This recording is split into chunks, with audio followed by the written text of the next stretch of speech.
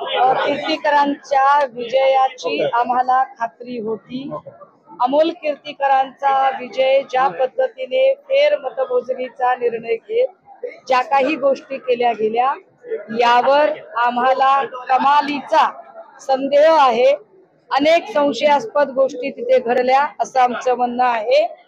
EVM आणि VVPAT या सगळ्यांची मोजणी अजून व्यवस्थित व्हावी यासाठी सन्माननीय पक्षप्रमुख आज जेव्हा दिल्लीच्या बैठकीला पोहोचत आहेत तत्पूर्वी सन्माननीय नेते संजय राऊत साहेब पुढे गेलेले आहेत आणि राष्ट्रपती महोदयांना महामहिम राष्ट्रपतींना आम्ही या संबंधाने पत्र सुद्धा आज देत आहोत दिल्लीमध्ये। दुसरी गोष्ट अशी की या इलेक्शनला चॅलेंज करत आम्ही आमची न्यायालयीन लढाई सुद्धा अमोल कीर्तीकर भैयांच्यासाठीची उभी करतो। आशिष शेलार यांनी ट्विट केलं होतं ते व्हायरल होतंय संदर्भ याचा तुम्ही काय प्रतिक्रिया देता? नाही, आशिष शेलारांना जो स्वतःबद्दल फाजील आत्मविश्वास आहे, ज्या फाजील आत्मविश्वासापोटी म्हणजे भाजपच्या सगळ्याच नेत्यांना, कारण असा आत्मविश्वास एकेकाळी चंद्रकांत पाटील यांनी सुद्धा व्यक्त केलेला होता। आता जर आशिष शेलारांचं म्हणणं होतं की महाविकास आघाडीला 18 पेक्षा जर जास्त जागा मिळाल्या तर ते संन्यास वगैरे घेणार होते। मग आता जर 30+ जागा झालेल्या आहेत तर शेलारांनी मला मुहूर्त सांगितला पाहिजे संन्यासाचा, म्हणजे मी शेलारांना त्यांच्या संन्यास घेण्यासाठी काय भगवी कपली, रुद्राक्ष माळा, काठी, लोटी, काय त्यांना काय बाड बिस्तरा, अंतरून पाय सगळं घेऊन देईल ना।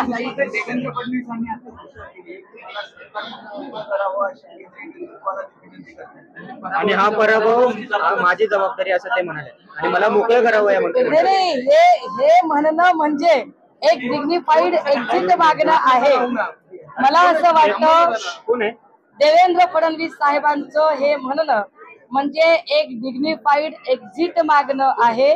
कारण काल मला वाटतं सायंकाळच्या वेळेला चंद्रशेखर बावनकुळेजी आणि देवेंद्र फडणवीसजी यांची जी भेट झाली होती त्या भेटीतली जी खलबत होती ती जेवढी मला माझ्यापर्यंत पोहोचलेली आहे त्यानुसार चंद्रशेखर बावनकुळे यांना सुद्धा प्रदेशाध्यक्ष पदाचा राजीनामा द्यावा लागेल। या सगळ्या निवडणुकीमध्ये पक्षश्रेष्ठींपर्यंत पोहोचलेली गोष्ट की देवेंद्रजींबद्दल महाराष्ट्रात असलेली नकारात्मकता, त्या नकारात्मकतेचा फटका हा भाजपाला बसलेला आहे असे समजून भाजपा देवेंद्रजी आणि चंद्रशेखर बावनकुळे यांच्यावर एक कारवाई करण्यासाठी बहुतेक त्या तयारीत आहे। पण त्याच्या आधी आपणच स्वतःहून एक डिग्निफाईड एक्झिट घेण्याचा प्रकार म्हणजेच देवेंद्रजींचे मुख्यमंत्री कधी होऊ शकणार नाही देवेंद्र फडणवीस? माझं अजूनही ठाम म्हणणं आहे।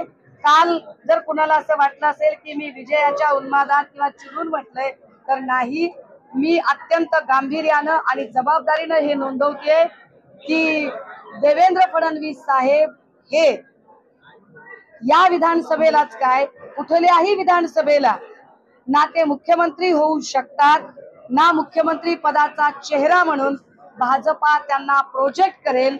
भाजपाला कदाचित मुख्यमंत्री पदाचा चेहरा म्हणून प्रोजेक्ट करायचं असेल तर एक वेळ विनोद तावडे यांचं नाव, तावडे साहेबांचं नाव पुढे येऊ शकेल, परंतु देवेंद्रजींचं नाव पुन्हा कधी मुख्यमंत्री पदासाठी येईल असं मला अजिबात वाटत नाही।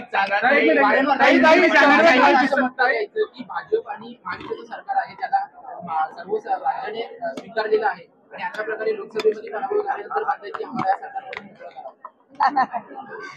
अरे जे लोग म्हणत होते कि हम राम को लाए हैं वो राम भी इनको अयोध्या में नहीं ले आकर पाए, तर या सगळ्या गोष्टीत आणि मोदीजी माणसं तर माणसं देवांची सुद्धा साथ किती पटकन सोडतात की ज्या मोदीजींनी काल निकाल लागल्याबरोबर जय श्रीराम म्हणायच्या ऐवजी जय जगन्नाथने सुरुवात केली, म्हणजे मोदीजी माणसांचीच साथ सोडतात असं नाही तर मोदीजी गरज सुरो वैद्य मरो प्रमाणे देवांची सुद्धा साथ।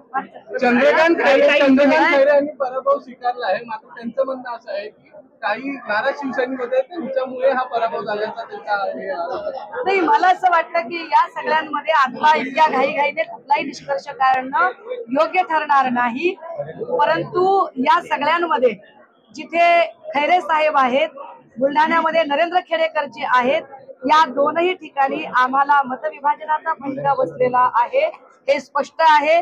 कारण बुलढाण्याच्या जागेवर अपक्ष उमेदवार किंवा इकडे MIMचे इम्तियाज भाई या सगळ्यांमुळे आम्हाला मतविभाजनाचा फटका बसला हे खरं आहे. आणि दुसरी गोष्ट अशी की काही ठिकाणी आम्ही चिन्ह पोहोचवलं मध्ये काही अडचण आली आहे का याच्यावर सुद्धा आम्ही विचार करू आणि आम्ही आमचं हिंदी में जाना चाहेंगे फडणवीस देवेंद्र जी एक